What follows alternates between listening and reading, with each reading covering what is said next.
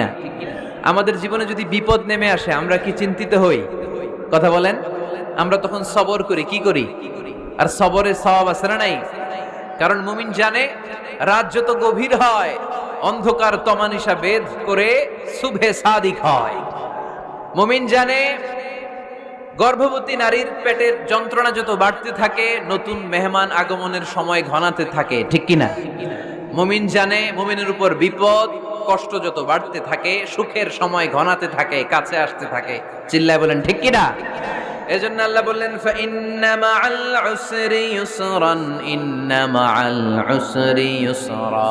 ও নবী, চিন্তা করবেন না, পেরেশান হবেন না। মাক্কি জীবনে আপনার দুঃখ কষ্ট, কিন্তু কিছুদিন পরে এই মাদানী জীবনে আপনার জীবনে সুখ নামিয়ে দিবে কে? আপনার জীবনে আনন্দের বন্যা বইয়ে দিবে কে? মোটিভেশনাল সূরা, পেইন রিলিভিং সূরা।